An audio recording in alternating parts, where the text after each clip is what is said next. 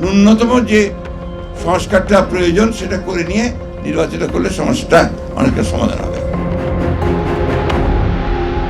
নির্বাচন তাদের জন্য যারা দেশবাসীকে ভালোবাসে, নির্বাচন তাদের জন্য যাদের কাছে দেশের প্রতি ইঞ্চি জমি আমানত।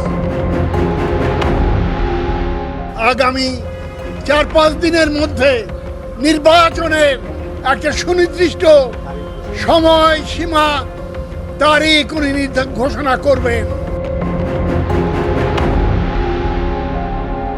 উত্তেজনার কেন্দ্রবিন্দু এখন রাজধানী। দীর্ঘ প্রতীক্ষার পর অবশেষে নির্বাচনের দিনক্ষণ ঘোষণার সময় গুনছে পুরো দেশ। সরকার ঘনিষ্ঠ একাধিক সূত্র নিশ্চিত করেছে, আগস্টের প্রথম সপ্তাহেই জাতির উদ্দেশ্যে ভাষণে নির্বাচন আয়োজনের তারিখ ঘোষণা করবেন অন্তর্বর্তী সরকারের প্রধান উপদেষ্টা অধ্যাপক মোহাম্মদ ইউনূস। একই সঙ্গে 5 আগস্টের মধ্যে জুলাই সনদ ঘোষণার প্রস্তুতি এখন প্রায় চূড়ান্ত, যার খসড়া এরই মধ্যে তৈরি করেছে জাতীয় ঐক্যমত্য কমিশন। আমি আবারও বলি যে আমাদের পক্ষ থেকে আমাদের কাজ হচ্ছে আপনাদের সহযোগিতা করা, সকলের সাথে আলাপ আলোচনার মাধ্যমে একটি জাতীয় সনদ তৈরি করার প্রচেষ্টা অব্যাহত রাখা এবং যত দ্রুততম সময়ে সম্ভব একটি নির্বাচনের দিকে অগ্রসর হওয়া। গেল কয়েক সপ্তাহের আলোচনা, বিতর্ক আর রাজনৈতিক টানাপোড়েন পেরিয়ে এখন দৃশ্যপটে স্পষ্ট হয়ে উঠেছে 2026 সালের ফেব্রুয়ারিতে জাতীয় নির্বাচনের আয়োজনের প্রস্তুতি। নির্বাচন কমিশনকে আগাম বার্তা পৌঁছে দেওয়ার পরিকল্পনাও চূড়ান্ত। একই সঙ্গে জুলাই সনদের খসড়া তৈরি করে ফেলেছে জাতীয় ঐক্যমত্য কমিশন, যা 31 জুলাইয়ের মধ্যে দলগুলোর সঙ্গে আলোচনার মাধ্যমে চূড়ান্ত করা হবে। আমরা আশা করি যে আলাপ আলোচনার মধ্য দিয়ে ঐকমত্যের ভিত্তিতে একটি জাতীয় সনদ তৈরি হবে, যা আগামীতে দেশ কিভাবে চলবে, কি আদর্শ ধারণ করবে তার একটি দলিল হয়ে উঠবে। রাজনৈতিক অঙ্গনে চলছে জোর আলোচনার ঝড়। বিএনপি মহাসচিব মির্জা ফখরুল ইসলাম আলমগীরের মতে, এই ঘোষণাই তো তাদের আন্দোলনের মূল দাবি। দ্রুততার সঙ্গে জনগণের যে দাবি, জনগণের প্রতিনিধির হাতে ক্ষমতা তুলে দিতে হবে, জনগণের সরকারের হাতে ক্ষমতা দিতে হবে। অন্যদিকে জামায়াত এবং কিছু দল আপত্তি তুলে জানায়, বিচার ও সংস্কার শেষ না করে নির্বাচন ঘোষণা মানেই ঘোড়ার আগে গাড়ি জুড়ে দেয়া।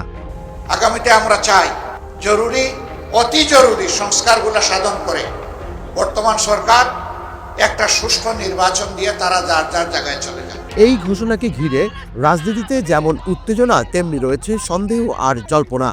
বিএনপির ভারপ্রাপ্ত চেয়ারম্যান তারেক রহমানের সঙ্গে লন্ডনের বৈঠকের পর নির্বাচনের সম্ভাব্য সময় উল্লেখ করা হলেও দৃশ্যমান অগ্রগতি না থাকায় তৈরি হয়েছিল অনিশ্চয়তা। সরকারের পক্ষ থেকে সরাসরি কোনো বার্তা না থাকায় বিএনপির ভেতরেই দানা বাঁধছিল সন্দেহ। আমরা ধৈর্য ধরে গণতান্ত্রিক আচরণ করেছি, সবকিছু শুনে নিয়েছি। যদি আমাদের নেতা বলে 10 মিনিটে এই সচিবালয় ঘেরাও দিয়ে সবকটাকে বের করে এই সরকার পতন করতে 15 মিনিটও লাগবে না, এটা আমি বিশ্বাস করি। তবে আশাবাদের ঝিলিক এনে দিয়েছেন জাতীয় পার্টির চেয়ারম্যান মোস্তফা জামাল হায়দার। তিনি বলেন, প্রধান উপদেষ্টা সুস্পষ্টভাবে জানিয়েছেন আগামী 4 থেকে 5 দিনের মধ্যেই তিনি নির্বাচনের সময়সীমা ঘোষণা করবেন। আগামী 4-5 দিনের মধ্যে নির্বাচনের একটা সুনির্দিষ্ট সময় সীমা তারিখ উনি ঘোষণা করবেন। এই বক্তব্যে জোরালো হলো নির্বাচনী গুঞ্জন, তবে রইল দ্বিধাও।